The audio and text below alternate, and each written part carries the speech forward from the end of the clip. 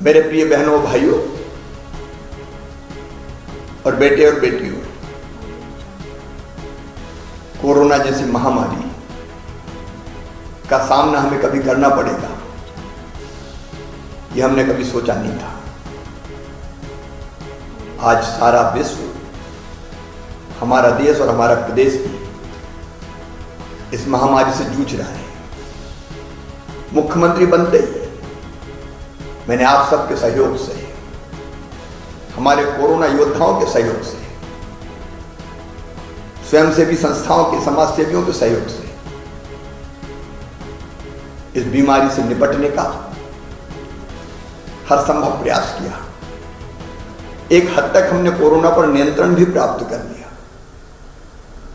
लेकिन इसके बाद लॉकडाउन से हमको अनलॉक की तरफ जाना पड़ा, क्योंकि जान भी है और जहान भी है। हमको आर्थिक गतिविधियां भी प्रारंभ करनी थी, लेकिन अनलॉक के शुरू होने के साथ ही ऐसा लगता है जैसे हम कुछ असावधान हो गए। अनावश्यक रूप से हम बाहर निकले, कई लोगों ने चेहरे पर मास्क नहीं लगाए, शादियों के आयोजन में भी निर्धारित संख्या से ज्यादा भीड़ इकट्ठी हो गई, और इन असावधानियों के कारण एक बार फिर से देश में भी और हमारे प्रदेश में भी संक्रमित बहनों और भाइयों की संख्या बढ़ने लगी। और आज जिस गति से संक्रमित बहनों और भाइयों की संख्या बढ़ रही है, वो मेरे और आपके मन में चिंता पैदा कर रही है।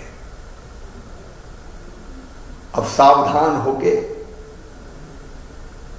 इस बीमारी से निपटने का समय फिर आ गया है।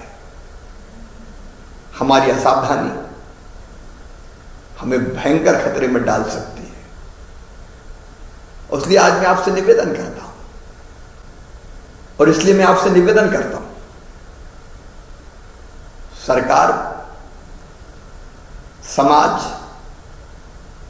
हम सब मिलके इसको एक बार फिर से नियंत्रित करने के लिए न केवल अनुशासन रखें, बल्कि सख्त कदम भी उठाएं। आप जानते हैं, जुलाई से लेकर सितंबर मास तक अनेकों त्योहार आने वाले हैं।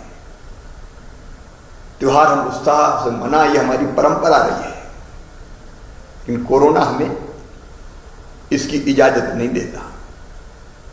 श्रावण मास चल रहा है, रक्षाबंधन, पर्युषण पर्व, ईद, गणेश उत्सव, नवरात्रि, ये ऐसे त्योहार है जो बहुत उत्साह से मनाते रहे, लेकिन संक्रमण अधिक ना बढ़े, इसको ध्यान में रखते हुए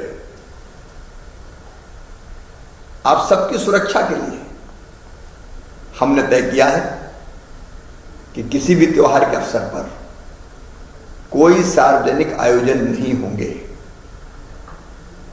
झांकी, ताजिया, जुलूस इत्यादि कोई गतिविधि नहीं होगी।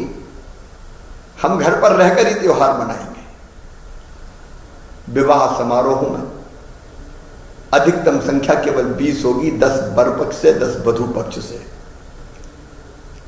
कोई पारिवारिक कार्यक्रम, जन्म दिवस इत्यादि का है, 10 से ज्यादा व्यक्ति उसमें इकट्ठे नहीं होंगे। सरकार ये चाहती है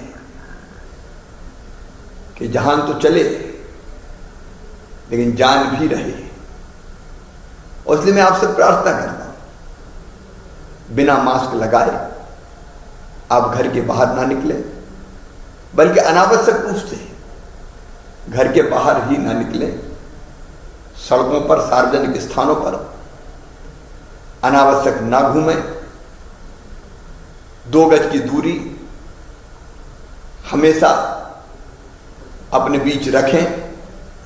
समय समय पर साबुन से अपने हाथ धोते रहें। अपनी रोग प्रतिरोधक क्षमता बनाए रखने के लिए योग, प्राणायाम, और उसके साथ साथ आयुर्वेदिक काढ़े का सेवन भी करें। संक्रमण की चैन को तोड़ने में स्थानीय प्रशासन जो व्यवस्था बनाती है उसका भरपूर पालन करें।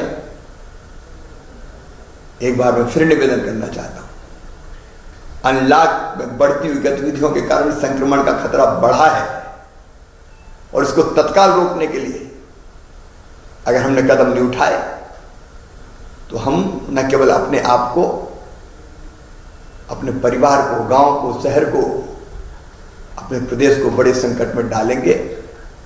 इसलिए मेरी अपील है, सावधानी रखें, सावधानी में ही सुरक्षा है। बहुत बहुत धन्यवाद।